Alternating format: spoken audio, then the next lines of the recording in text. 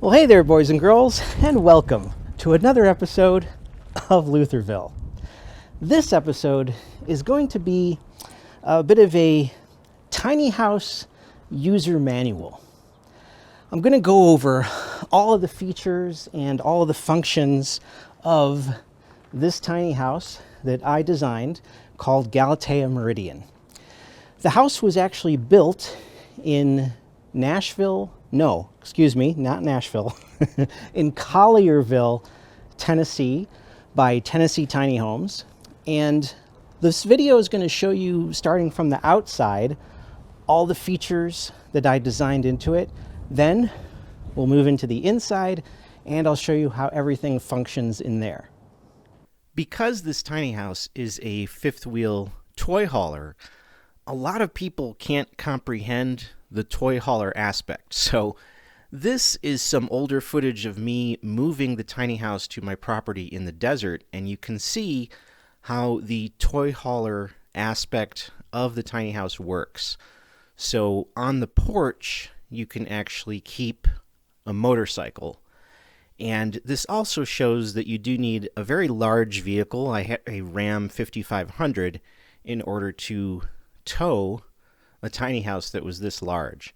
But it gives you a good idea of how the ramp and the storage for the motorcycle functions. While we're on the topic of a robust towing vehicle, remember these are the weights of the tiny house. So it weighs over 21,000 pounds and the tongue weight is over 6,000 pounds.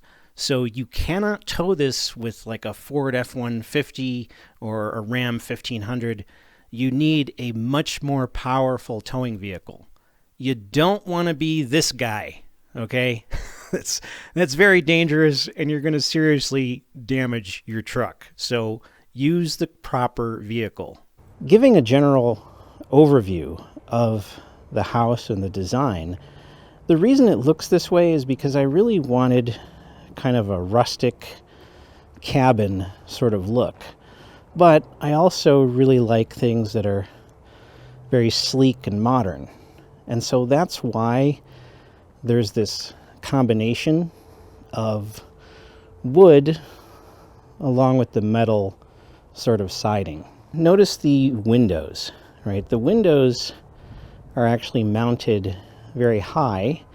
And part of that is because of obviously just the design of the house, but it's also because of security. I thought it would be a good idea if the windows were up really high like that. It makes it a lot harder for anybody nefarious to get into the house.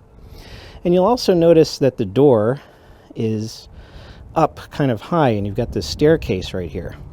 Well, the reason for that is because underneath the main floor we have the water tanks. And I designed it that way so that I could make sure that the water tanks weren't going to freeze. So if we look all the way down here, we look underneath the tiny house, you'll notice that there are no tanks underneath.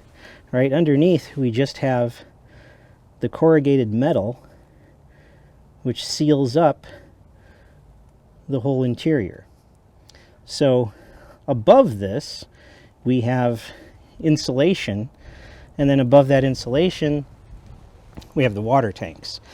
So that's why the door is set up so high relative to the outside of the house. And also why the windows are as high as they are. Now, if you look just above the seam where the wood and the metal kind of come together, two things that you'll notice. One, this black piece of plastic there that's bolted to the house, that is for the wind meter for the weather station.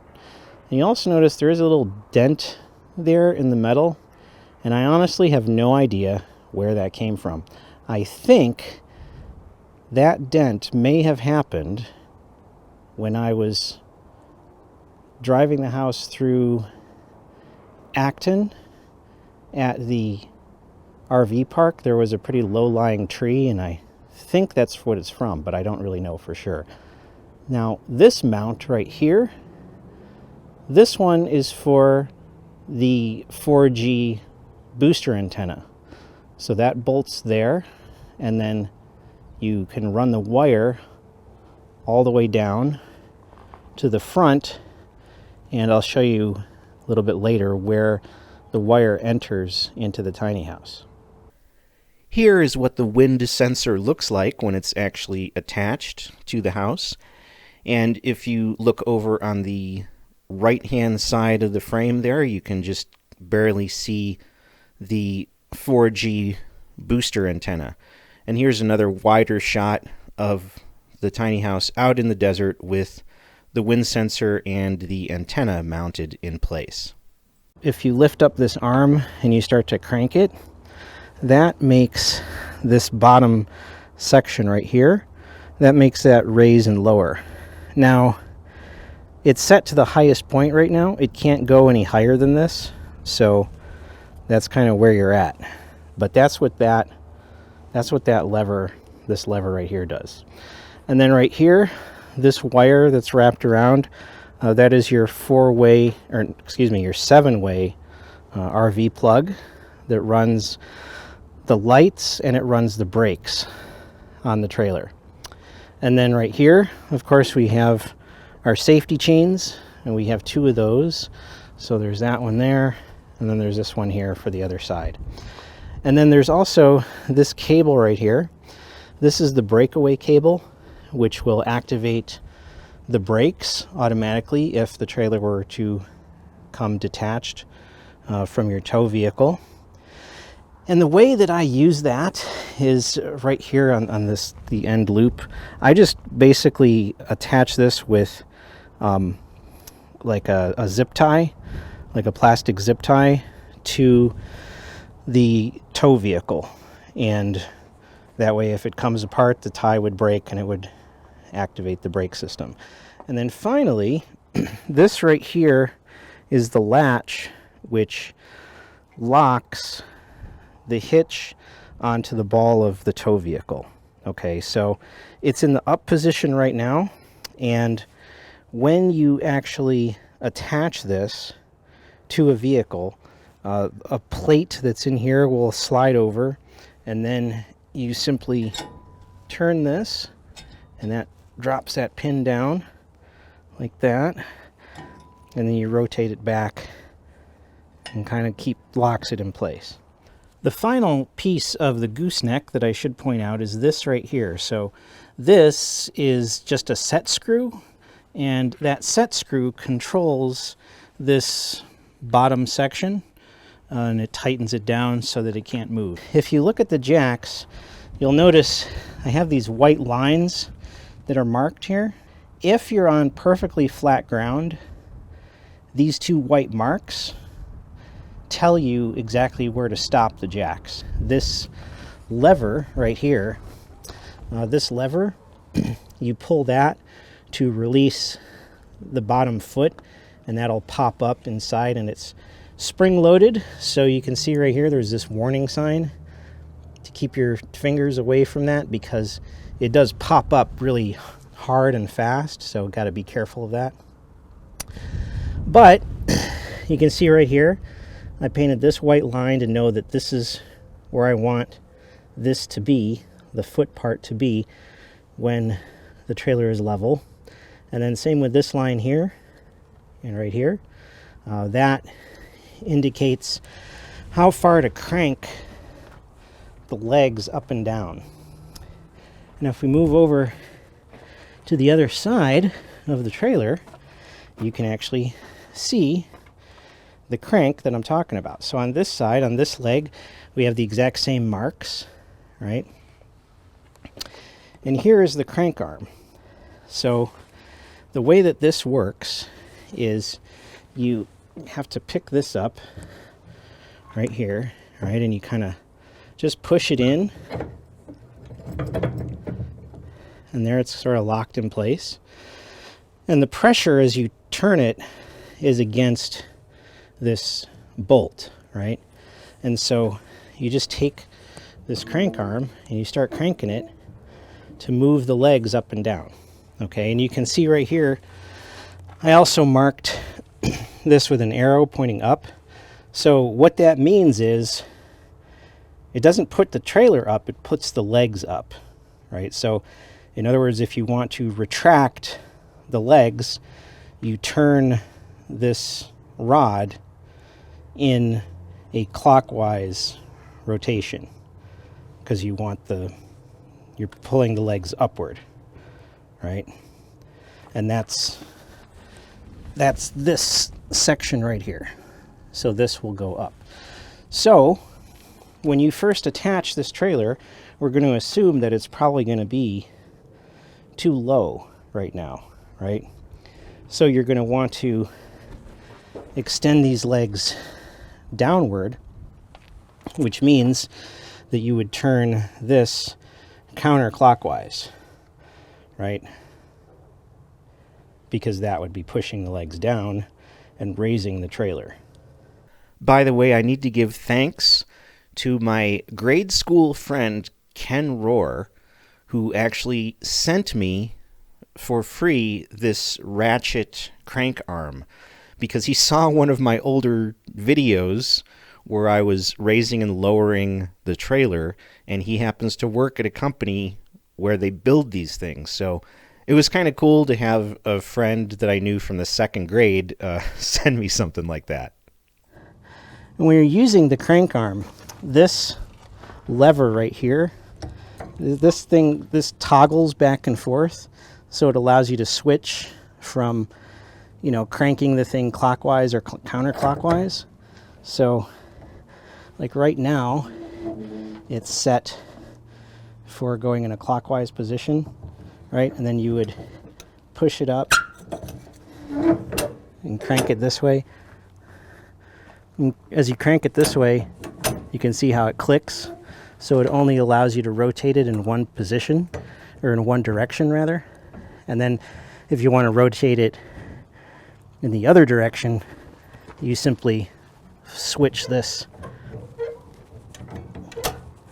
back that way, and now it allows you to rotate the other way. So pretty simple, pretty basic, but that's how the crank arm works, and that's what this little switch is for. Now I should also note that there is a second white line in here that the next owner of the trailer might want to change, because what I did was I marked this line, and then as the trailer legs get pushed down, there's another line that basically told me how far I had to go to be able to attach it to my truck. Okay, so obviously your tow vehicle will probably be different, and the height on your tow vehicle will be different, so that second line won't do you much good. So that's something you might want to change, but it was useful because I would just know when I had to stop cranking the thing. Right above the crank arm, you can see right here we have the power box, and this is for the shore power connection. And you just hook your 30 amp plug right up to that. And then I've also got this cover, this adapter here that I use, and I just kind of leave that on there to sort of protect the wires, but that is a regular 15 amp plug, so you could also do that if you just, didn't want to use everything at full power and you just wanted to use a smaller plug, you could do that as well. So, looking at the rest of our attachment up here of the neck of the house, we've got all of our certifications. Here's our RVIA certification and the manufacturer sticker, and our certifications for all of the health and safety codes. And then if we come around this way, right here, this is the Minisplit. This is the exterior unit of the Minisplit. So this is what controls the heating and cooling for the interior of the house. And you really don't need to do anything with this. It's a pretty maintenance-free kind of thing.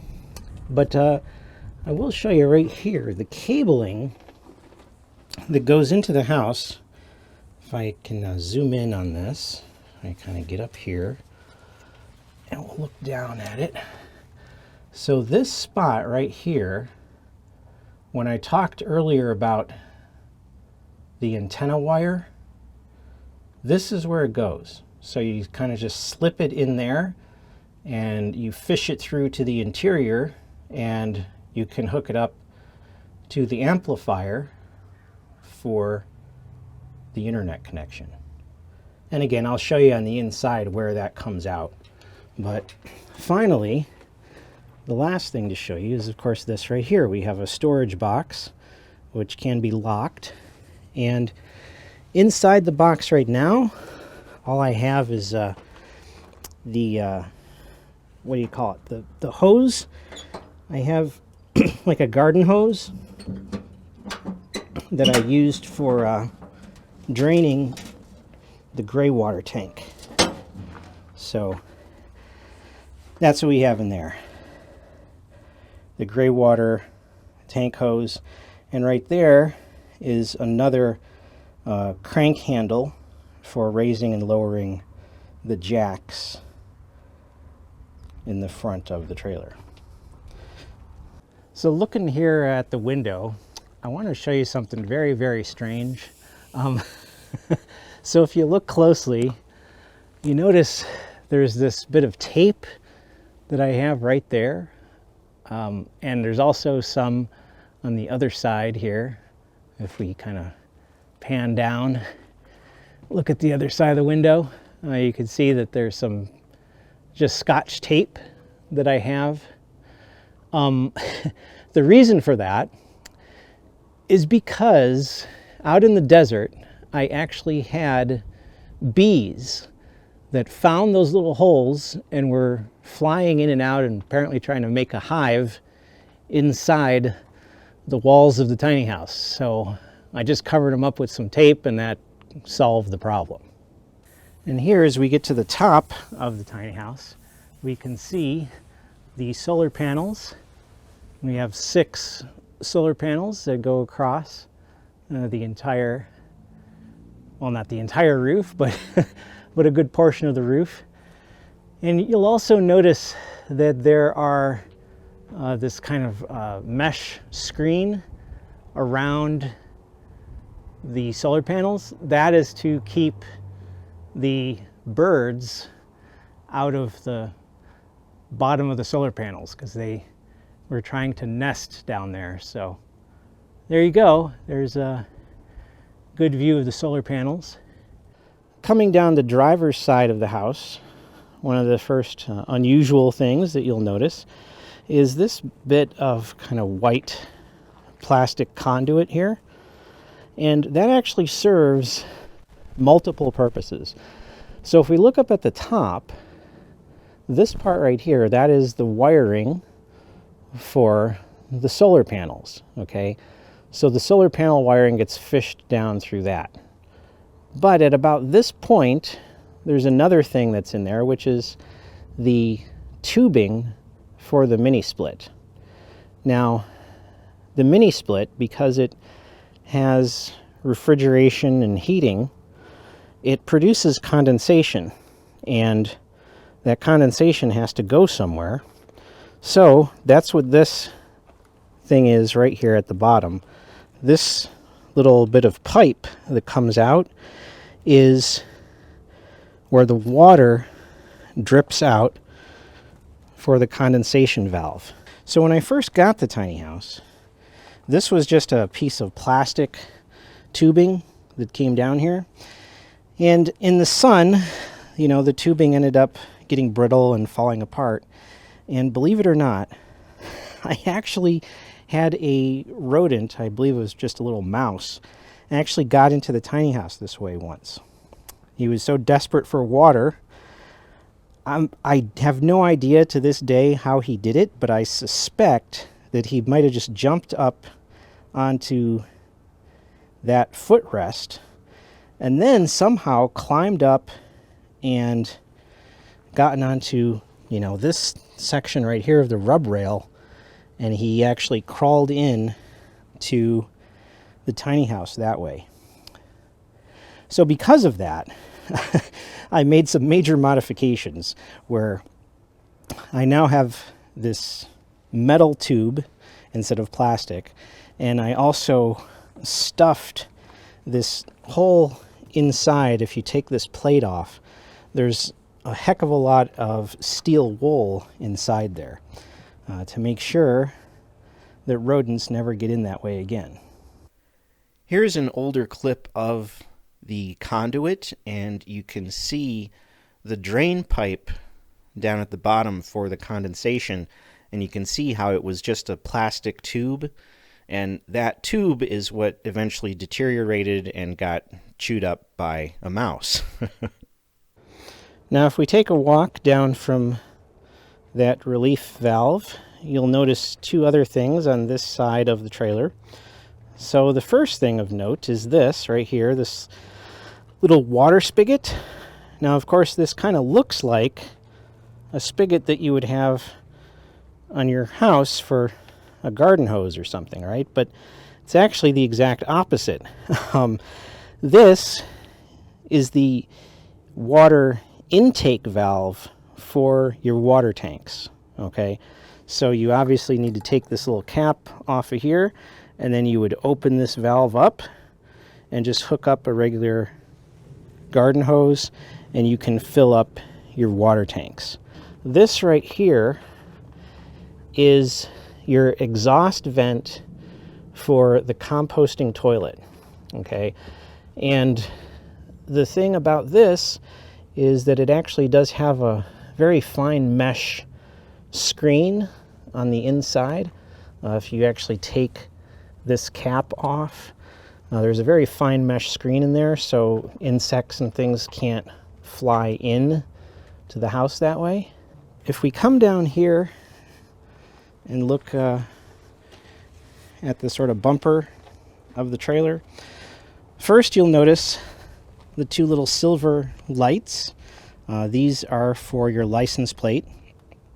So I do have the new license plate holders, the little clips that go into these holes. Again, thanks to the desert sun, the original ones got really brittle and just broke apart. So I do have replacements for those that are brand new, so you can attach your license plate. And this right here is the release valve for the Greywater tank. So all you need to do to release the water is to pull this straight out, and that opens up the valve, and the water will come out of the tubing right there. Another important thing to note about the rear of the house is, of course, this right here, the ramp. But unfortunately, because we have the house at the storage facility, you can see there's another trailer right here. So I cannot unfold the ramp at this point. But I do have an older video showing me unfolding the ramp, and that will give you an idea of how the ramp functions. You grab the handle here and just push it up. And it's got really heavy duty springs on it, so like right here I have like no pressure on it at all. It's pretty easy. And then this is the hard part. You want to do it so it doesn't slam into the ground, but there you go. So now the ramp is down. Obviously it's not, I don't have it all the way down touching the ground here, but you get the idea. So I figured I'd give you some close-ups here of the ramp all the way down to the ground. And as you can see, it's kind of dusty. So before I put the motorcycle back on or take it off, I really need to clean off the ramp. The reason is because that dust can make it pretty slippery, and going up isn't so bad, but coming back down can be a little bit sketchy, a little bit dangerous. So you want to make sure that the ramp is really clean so that the tires get some good grip and they're not slipping in the dust. And this ramp was originally going to have a grating on it, so I wouldn't have to worry about slipping. But unfortunately, that didn't work because the grate made the ramp a little too light. And as you can see, the springs there at the articulation of the ramp, they were actually forcing the ramp up into the air. The ramp wouldn't stay all the way flush to the ground because it was too lightweight, so we had to put the sheet metal on it, or the diamond plate rather, to weigh it down enough so that it would actually go all the way down and allow the motorcycle to go up the ramp. Now if you look right here, you can see that there's this bar right here with these locking pins, right? There's one on that side and there's one on this side.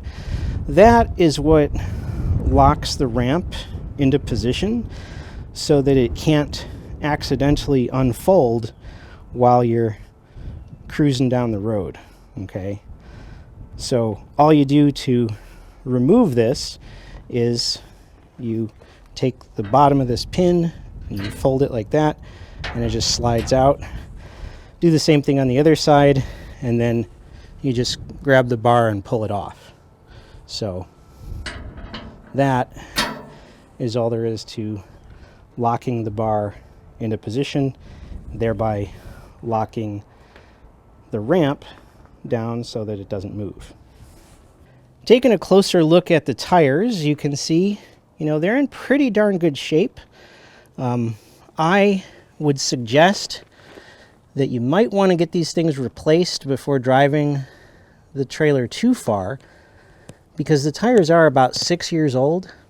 So even though they've got a lot of tread on them, they are getting near what most manufacturers tell you that you should not use tires for longer than 6 years. But as you can tell, they look good. I don't really see anything wrong with them. They seem to be in good shape. And the other nice thing about having a commercial trailer like this is, if you were to have the unfortunate incident of a tire, blowing out on you, well, this isn't like a regular trailer that only has 2 tires. You've got 8. So if you lose one, you still got 7 more. So hopefully you'll be fine, and it won't cause you to get into an accident or anything like that. But as you can tell, they're in pretty good shape. They've only got about 2,300 miles on them at the most. So they're in very good condition considering that they are about 6 years old. And here's the tires on the other side of the trailer again. I'm not an expert on tires, so I don't know. You might want to have somebody that knows a lot about this come inspect them and take a look before you drive the trailer thousands of miles. But from my amateur eye, they seem like they're in pretty good condition. So here we can see the front door, and then right here you can see if we open up this cubby, here is the storage space that is underneath the front door. And you can see your 2 freshwater tanks. So that tank right there, the further away one, that one's the 300-gallon tank. And then off to the side right here, that is a 100-gallon tank. And they're both tied together for a total of 400 gallons of fresh water. So this is that storage area. And you can see there's also space like down here, and that goes all the way to the front of the house, and you can see the batteries are down in there. So I never really stored anything there just because it's very difficult to get stuff in and out of there. But this front area, this is actually a good spot to store stuff. I kept skateboards and things like that in here, so that's something you can do with this front storage space underneath the front door. Right in front of the ramp, we have this golden plate that's bolted to the deck, and this is for the motorcycle attachment point. So this is for a Pitbull motorcycle restraint system. So any motorcycle that works with that system should work with this plate. And obviously, if you don't have a motorcycle and you don't have a need for that sort of thing, well, you could just remove that plate and take it off. Right here, above the ramp, we have the door to the shed. So we'll take a look inside the shed. And in here, we've got a few things that will be included with the house. We have the extra motorcycle ramps. We have this ladder, which is a folding extension ladder. You can see here we've got the antenna and the wind meter. And then up here, inside of that hatch, inside of that door, that is where the water heater is at. So let's give you a look here at the water heater. So when you do open up this panel, there you go. There is the water heater. And it's pretty simple, just plugs in. I do recommend that you flush the water heater, because that is something that I have not done. Although, it doesn't get turned on that frequently. It only gets turned on when the water is being heated. It's not on constantly. And then coming down from where the water heater is at, if we look over here on the left, you can see we have a light switch. And the light for that switch is up here. It's mounted to the wall just above the doorway. And then on the right-hand side, we have another electrical outlet.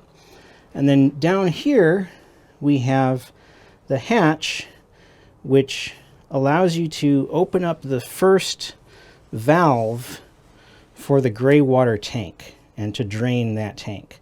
So let me show you how that works. So first, you have to unlatch it.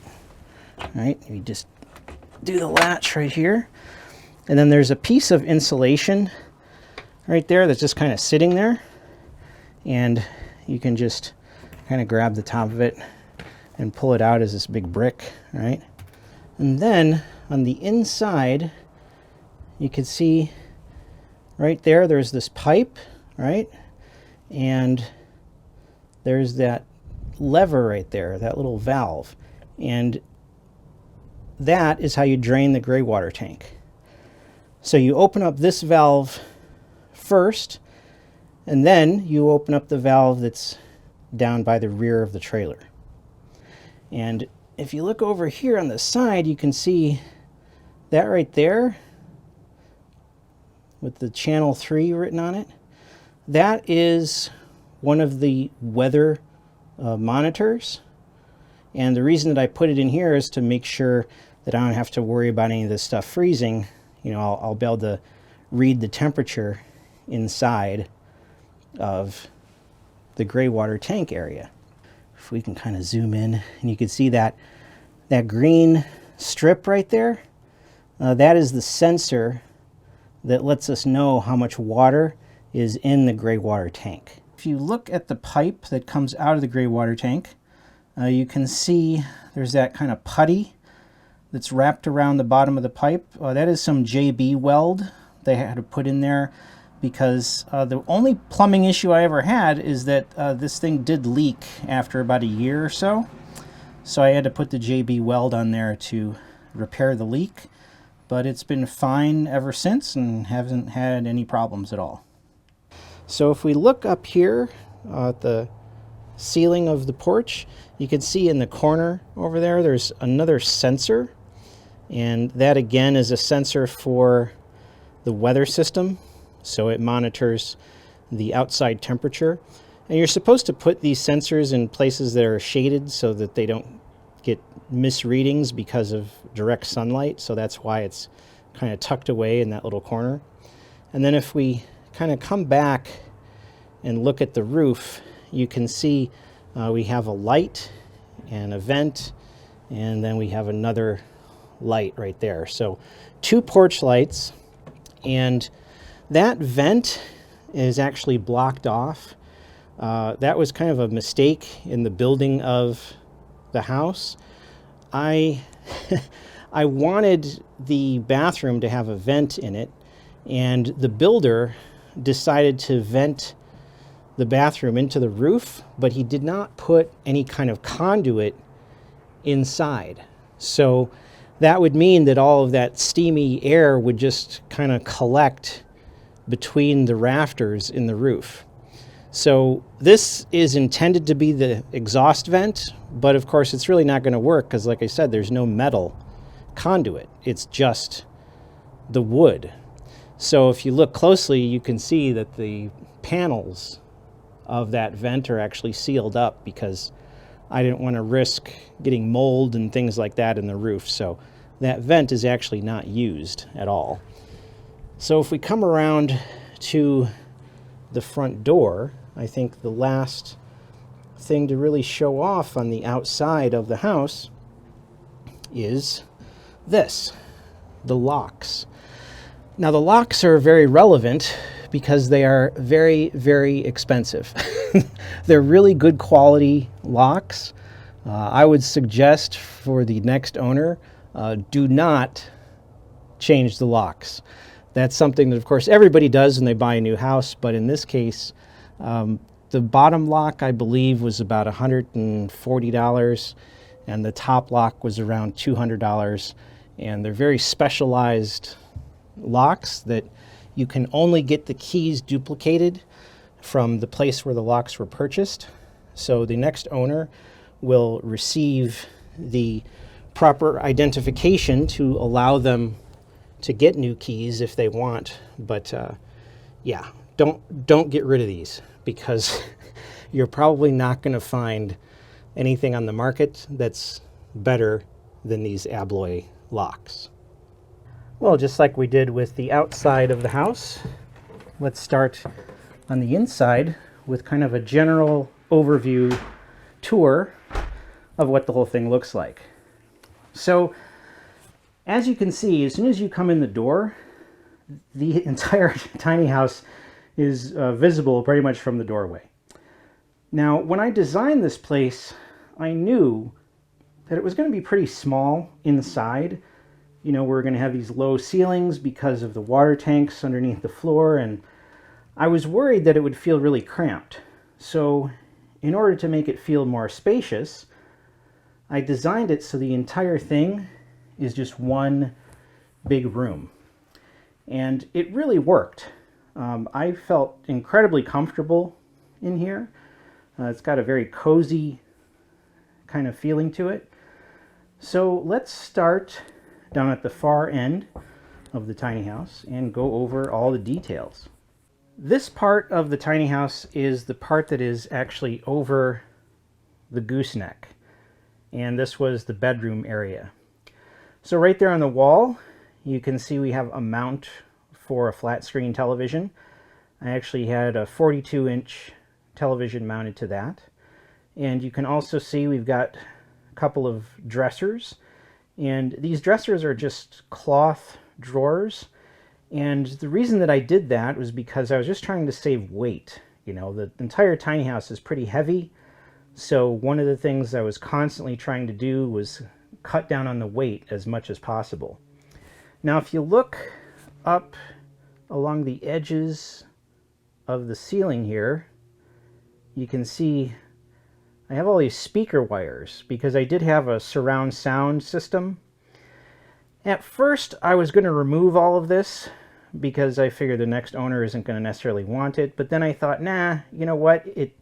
It's kind of a pain to put the wires up, but it's really easy to take them down. So I figured I'd rather keep them up there for the next owner in case the next owner would like to put up some surround speakers. The bed is a twin-sized mattress.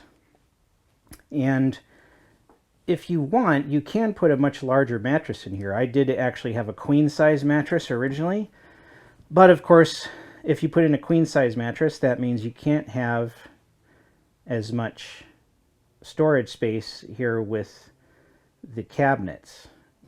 Now, one thing that I will say about this mattress, it's a pretty cool mattress. It's a foam mattress made by Abloy, and this cover on it is actually one of those plastic covers that zippers all the way around. Here you can see, if I give you the close-up on the zipper there.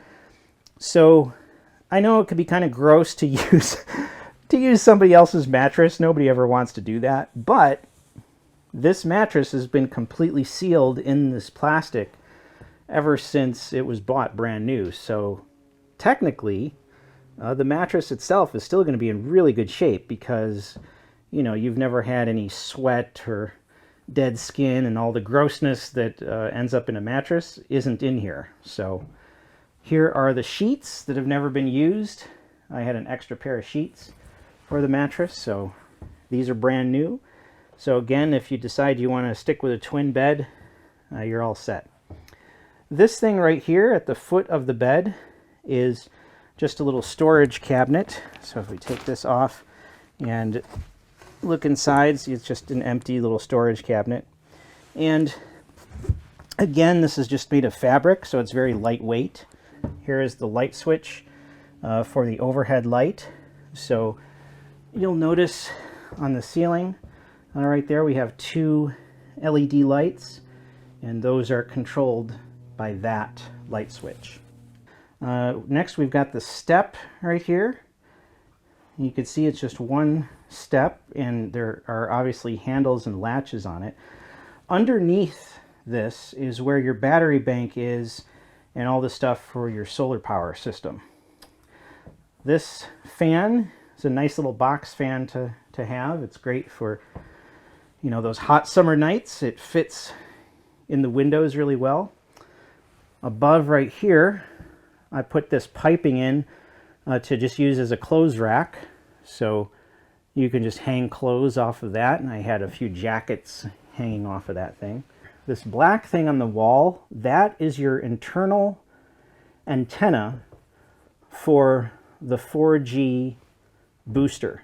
Okay, so that booster antenna that goes outside, that's where the signal gets rerouted in here. So if you look closely, you can see that it's got some Velcro on it.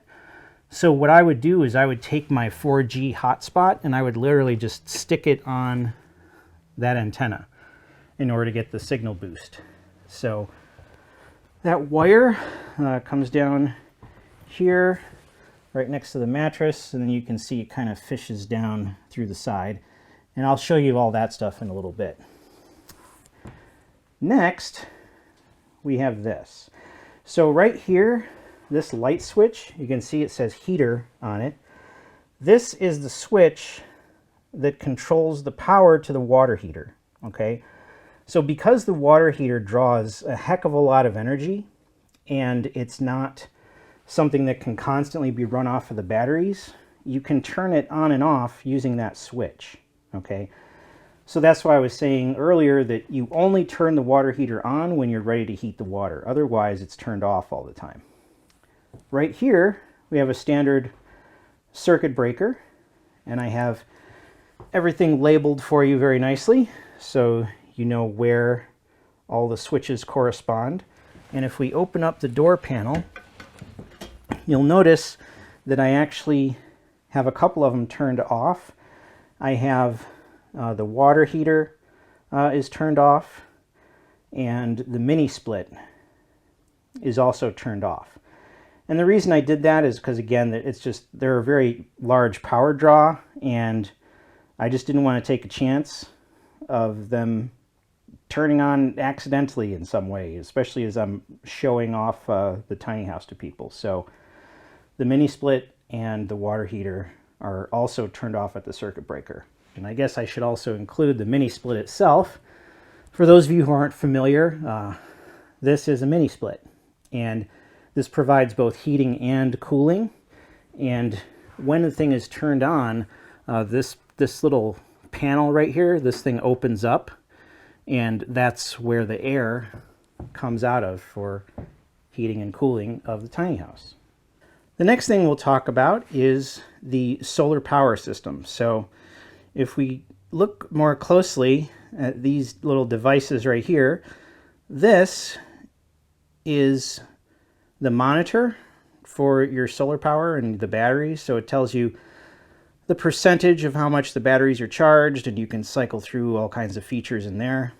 And then this little white box that's next to it, that turns the inverter on and off. Now, when I first purchased the tiny house, I was planning on mounting that stuff up on the wall, but what ended up happening was this space right in here, I ended up putting a computer desk in here, and I just set this monitor, and I set the on-off switch for the inverter. I just set all that stuff on the computer desk. So let's show you how to open up this staircase so you can actually get to the batteries and to the inverter, and also to stuff like the that power booster thing for the 4G antenna. All you do is just grab the handles and pull up on it like this. And then over on the side, there's actually a lock. There's a little toggle right here. It slides in, locks it in place, so now the step won't fall down on you. So here we have a lot of stuff to cover. So when we open up the panel that accesses the solar power area, the first thing you notice is there is an outlet right there. Right here in the middle, we have the charge controller, which controls and regulates the electricity that's coming from the solar panels and going into the battery bank. Above that, we have the WeBoost controller, which boosts the signal for your antenna outside for your 4G cell phone signal. And the way that that works is, if you look down the side here, there is a tiny little jack. You can see that silver jack right there. Okay, so the wire that comes off of the antenna, which gets mounted on the outside of the trailer, ends up fishing through. Remember I said it goes through those pipes that are right next to the exterior mini split? So they come in right there, right above like that yellow cord. And that's where the wire comes in, and then you plug it in to that little threaded silver jack.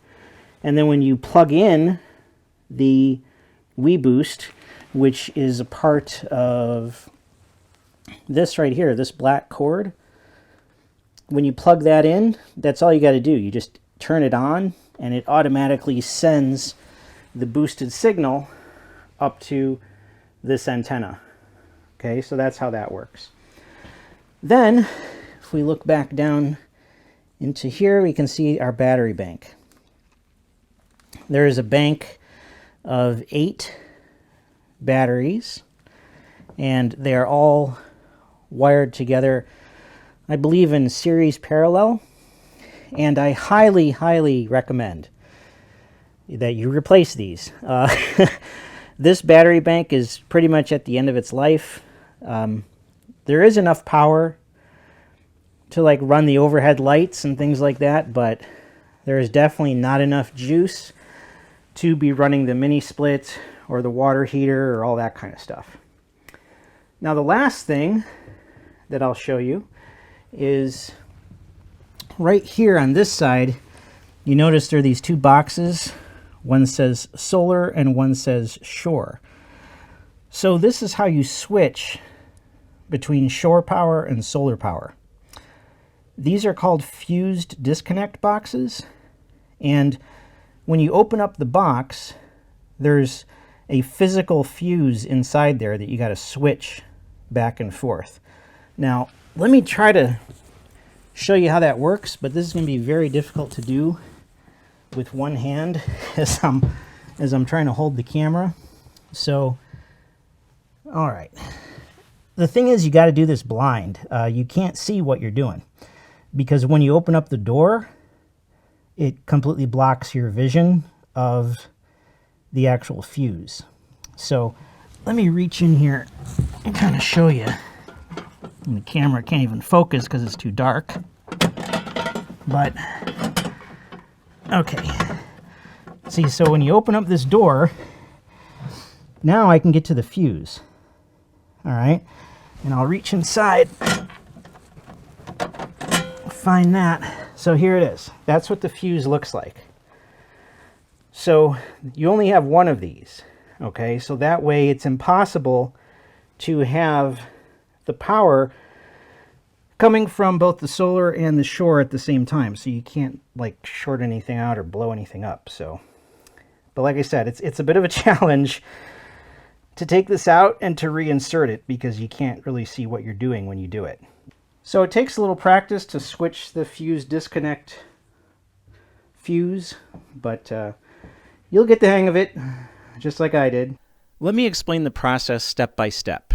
So if you're on solar and you want to switch to shore power, you have to turn everything off, then turn off the inverter, then you move that disconnect fuse from the solar box to the shore box, then you plug in the shore power cord on the outside of the tiny house. Now let's go the other way.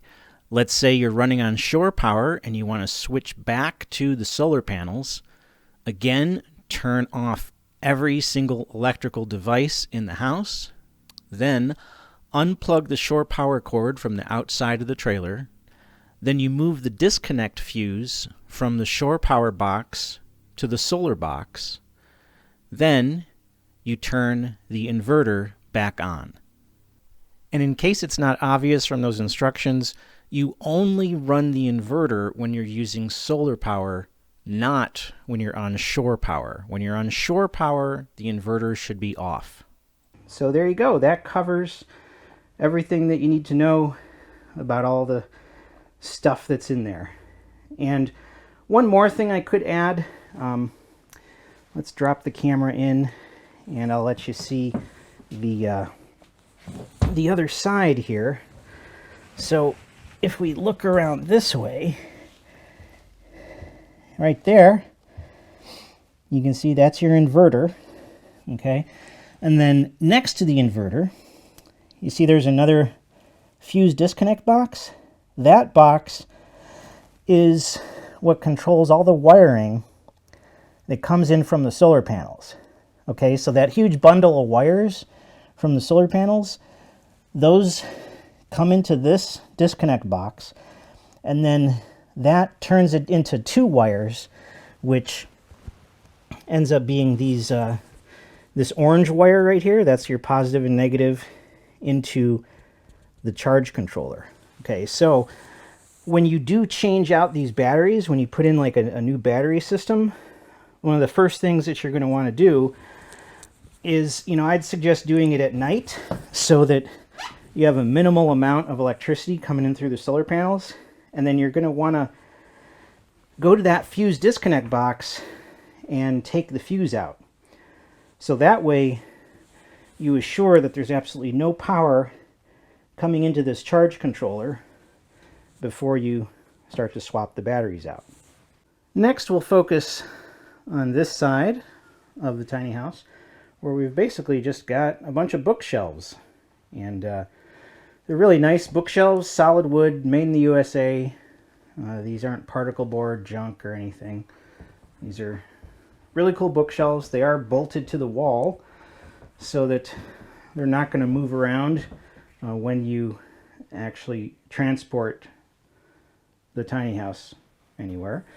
And then of course we have our very large window here. This is kind of the living room window. And like every single window in the tiny house, these are all nice double paned. As we come to the front door, right above the bookshelves, we have two switches.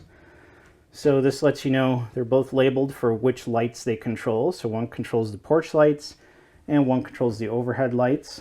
And then right here is a little coat hanger that I actually use to hang keys on. And then here's a bunch of coat hangers mounted to the wall. The next part to show you is the kitchen area. So right here, as I said, I had a computer desk just over this spot. So I put up this little basket on the wall to put pens and things like that in there. This right here is your weather monitor, and that's what that wind speed sensor and whatnot, that's what it all displays up on. And that just plugs in, and right in there in the basket I have the cord for that. Now if we look back down at the floor, you'll notice there's a vent right there. So that vent doesn't actually do anything. It's not connected to like a conduit or anything like that. The reason that vent is there is because I have a couple of vents. There's actually some under the bookshelves, and there's also one that's in the bathroom area. And the reason I had those put in is just to make sure that the water tanks didn't freeze.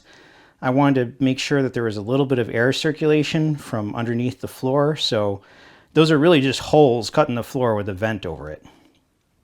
This right here is your angle fridge. This is the MT60. I had this one, I was using this one as a refrigerator, so it was set at about 40 degrees or so. And they're really cool. They're very robust, really good. And you can see there's actually a little dent in it right here. And it was like that when I bought it. And I was like, well, as long as it works, I'm not going to send it back. So that dent has been there ever since I first purchased it. So we've also got a microwave, and we got a towel dispenser, and this little bamboo shelf. That's what I used for utensils. And then right here, that's the remote control for the Minisplit. And you can set your heating and cooling and everything on there. Then, of course, we have the kitchen window.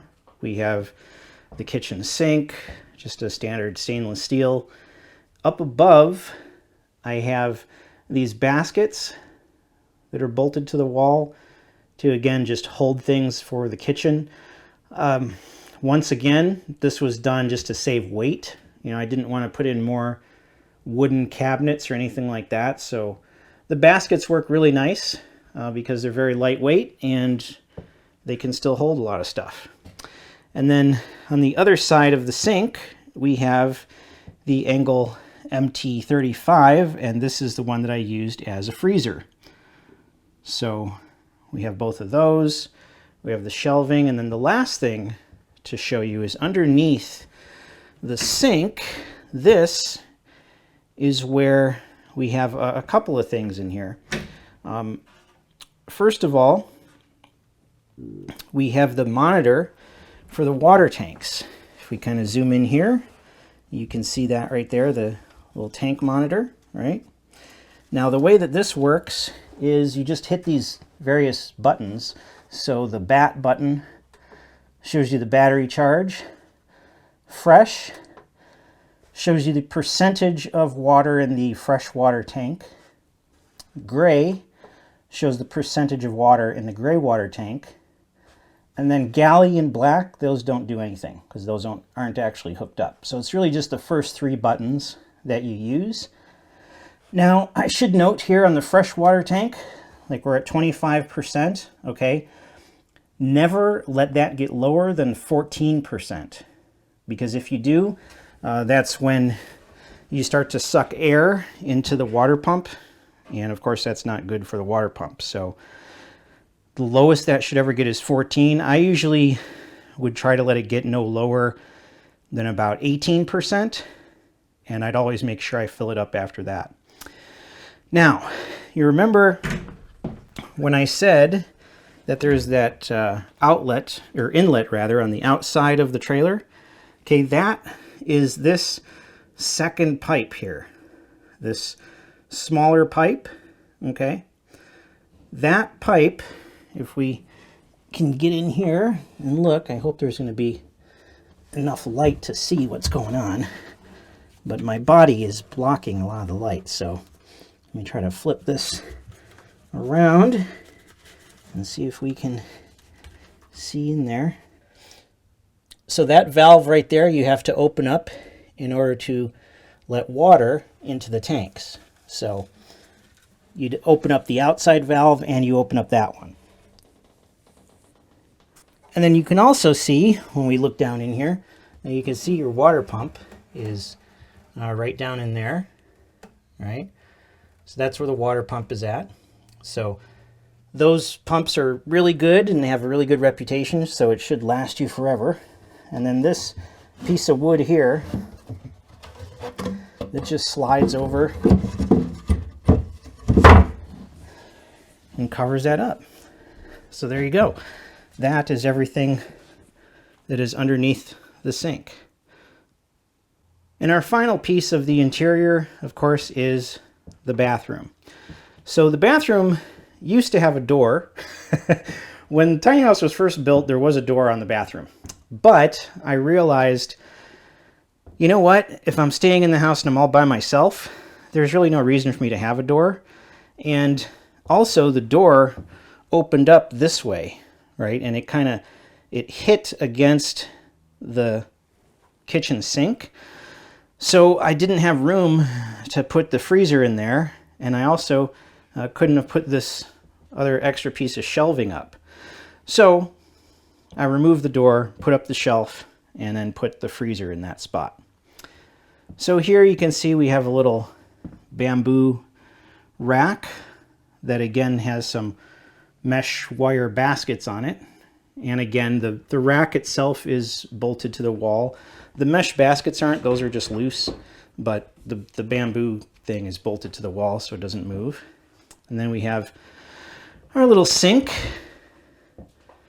And above that, we've got a little medicine cabinet, and it's got some storage inside on the medicine cabinet.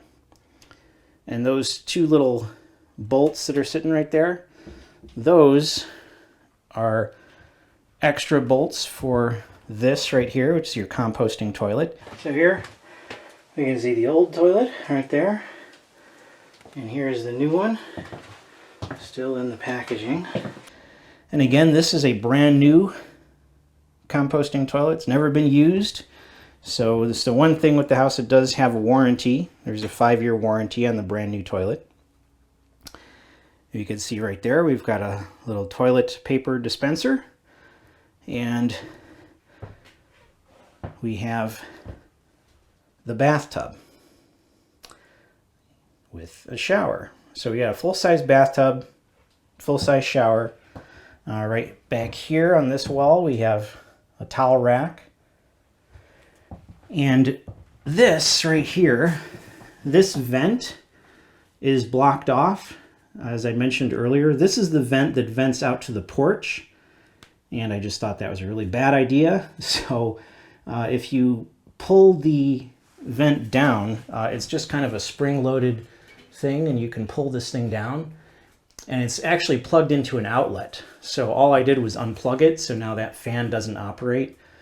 And, you know, whenever I would take a shower, I would just open up the window and, you know, let all the steam out that way after I was done. And, of course, the windows are frosted, as you can see. And down here, we'll talk about a few bits of the storage that we have in the bathroom. So one question I often would get asked is, let's say, you know, you've got your tiny house, you're off-grid, and you need water, right? And you don't want to drive the tiny house to water all the time. Well, in here, you can see I have actually 2 of these little water pumps. I have one and I have a spare. So that's a little water transfer pump. And what I would do with that is I would fill up a portable water tank, and then I would use one of these pumps to actually pump the water out of the portable tank into the tiny house water tanks. And that whole process, that ended up working really, really well. So you see these 2 plastic bins in here? So these contain the coconut core for the composting toilet. And here we go. And so you can see there's like 1 brick inside here. Okay, so this brick is enough to fill the toilet and use it for, well, for me, for one person, it would last about 3 months. So 1 brick that size would have 3 cups of water added to it, and that would go into the bin for the composting toilet. I'm not going to explain all of that in this video because there are other videos that go over that sort of stuff, but you know, you're going to have the manual, you're going to have all those extra videos, so you'll know the process of preparing the composting toilet.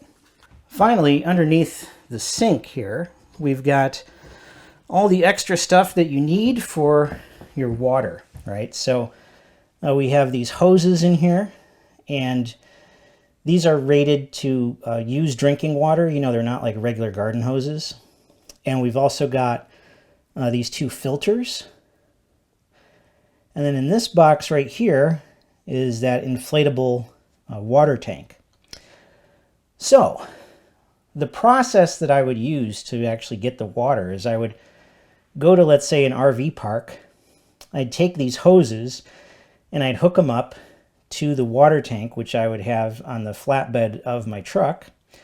And then I would use these filters, right, to filter the water before it went into the tank. Then I would drive home with the tank that's full of water on the back of the truck.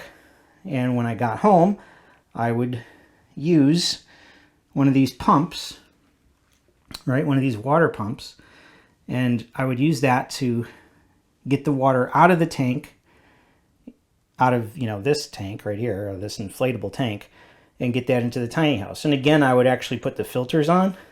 So the water was actually filtered twice before it came into the tiny house. So the water was really, really clean.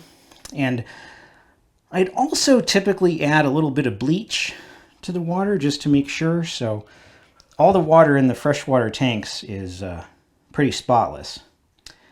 Now, speaking of the water, one other thing I should note, I'm sure you've seen on many homes, there are these exhaust vents for the sewage system, right? And RVs and little tiny houses have those as well. Well, this house doesn't have that. So what they did, and you can't actually see it in here, but if we look at the piping, so the piping does extend into the wall there. And so there is a pipe that actually goes up inside the wall to even out that pressure, right? But they didn't extend it all the way through the roof, which means that if, let's say, you take a shower, right, which ends up putting a lot of water into the Greywater tank, it can smell pretty bad because you end up agitating all of that water, and then the odor comes up through that pipe, and that pipe is just ends somewhere here inside the wall. So in the summertime, that's not really a problem because you can leave all your windows open. But in the winter, you know, if you got all the windows closed, it's kind of cold outside, it can be kind of gross. You know, it'll dissipate, the smell will dissipate in like an hour or so. But unfortunately, there's no way to fix this problem unless you were to completely tear the walls out and extend the pipes through the roof the proper way. The next owner of the tiny house will also get this, a 16 gigabyte USB drive. What exactly is on the USB drive? Well, when you pop that into your computer, you're going to get a massive amount of really cool information. And then if you go into this information folder, there's a massive amount of stuff. Right here we have a KML file, which you can open up in Google Earth, and it has a whole bunch of campgrounds that are here in Southern California. We also have a ton of stuff like videos. Here's stuff on how the composting toilet functions. Here's the build of the trailer and the history of it. We also have a tour of the tiny house when I had it all set up. There is a ton of manuals. I have manuals for just about everything. Here's manuals on the door locks and how the door locks actually function. There's manuals for the Minisplit right here that tells you exactly how the Minisplit works and how to use the remote control and all that sort of thing.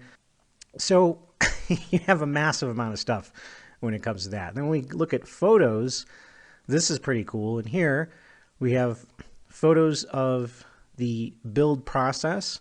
So we have original pictures of, for example, right here, you can see as the trailer was being built, what the trailer looked like when it was first purchased, and the tiny house hadn't even been put on it yet.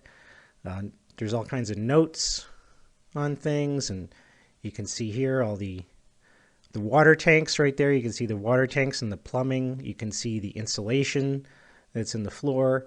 So you just have a huge amount of information. And I think after seeing this video, you understand that if you're, let's say, a family looking for an RV to go camping on the weekends, this tiny house is not for you. It's too big, it's too bulky, it's too awkward to move around. But if you have some off-grid property and you would love to stay in a little hobbit cabin long-term on your land, or in perhaps a tiny house community, then this is absolutely perfect. Well, now you should have a really clear understanding of how everything works in this tiny house. You know, putting this whole project together was a really huge undertaking. It took a long time, a lot of planning, a lot of effort, and a lot of work. And at times it could be pretty daunting and rather intimidating, thinking, gosh, am I ever going to finish this? Is it ever going to get done? You know, from the vision that I had in my head to the thing actually being reality, sometimes it seemed like that was never going to actually happen. But as I always tell you folks, if your ambitions don't scare you, they're not big enough.